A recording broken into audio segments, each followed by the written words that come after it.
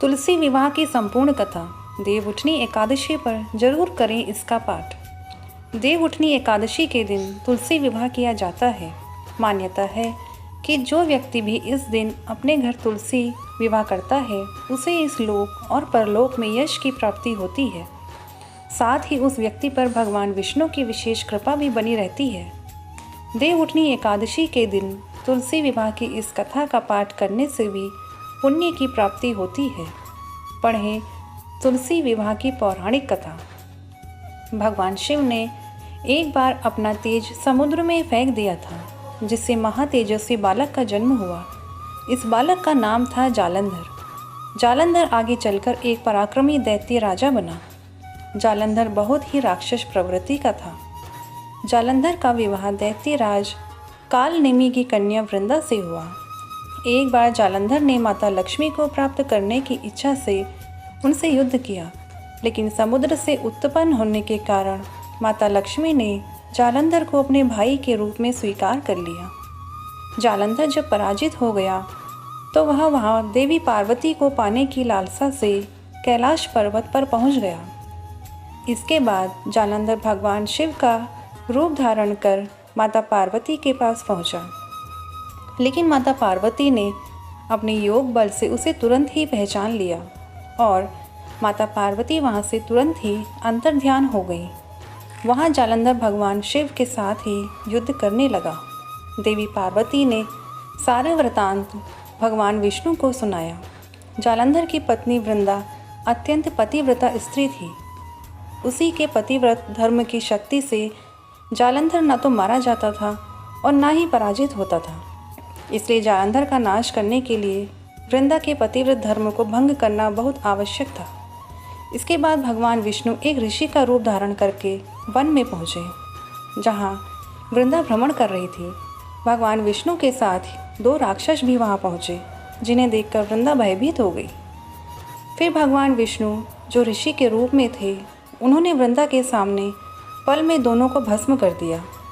इसके बाद ऋषि से वृंदा ने कैलाश पर्वत पर महादेव के साथ युद्ध कर रहे अपने पति जालंधर के बारे में पूछा। ऋषि ने अपने माया जाल से दो वानर प्रकट किए। एक वानर के हाथ में जालंधर का सिर था तथा दूसरे के हाथ में धड़।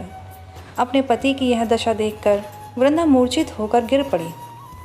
जब वृंदा को होश आया तो उसने अपने पति को जीवित करने की विनती की। इसके बाद भगवान ने अपनी माया से जालंधर का सिर धड़ से जोड़ दिया, लेकिन स्वयं भी वह इसी शरीर में प्रवेश कर गए। वृंदा इसके बारे में नहीं जानती थी कि उसके पति के शरीर में कोई और प्रवेश कर गया। जालंधर बने भगवान के साथ वृंदा पतिव्रता का व्यवहार करने लगी, जिससे उसका सतीत्व भंग हो गया। ऐसा होते ही उधर कैलाश पर्वत पर वृंदा का पति जालंधर युद्ध में हार गया। जब वृंदा को पता चला तो उसने क्रोध में आकर भगवान विष्णु को हृदयहीन शिला होने का श्राप दे दिया। अपने भक्त के श्राप को भगवान विष्णु ने स्वीकार किया और शालिग्राम पत्थर बन गए। सृष्टि के पालनकर्ता के पत्थर बन जाने से ब्रह्मांड में असंतुलन की स्थिति हो गई। यह देखकर सभी देवी देवताओं ने वृंदा से प्रार्थना की वह भगवान विष्णु को श्राप मुक्त कर दे। वृंदा ने भगवान विष्णु को श्राप से मुक्त तो कर दिया, लेकिन स्वयं आत्मदाह कर लिया। जहाँ वृंदा भस्म हुई वहाँ तुलसी का पौधा होगा। भगवान विष्णु ने वृंदा से कहा, हे वृंदा, तुम अपने सतीत्व के कारण मुझे लक्ष्मी से भी अधिक प्रिय हो गई हो। अब तुम तुलसी के रूप में सदा मेरे साथ रहोगी। तब से हर साल कार्तिक महीने के देवउठावनी एकादशी का दिन तुलसी विवाह के रूप में मनाया जाता है। भगवान विष्णु ने वरदान दिया कि जो मनुष्य मेरे शालिग्राम रूप के साथ तुलसी का विवाह करेगा उसे इस लोक और परलोक में विपुल यश प्राप्त होगा।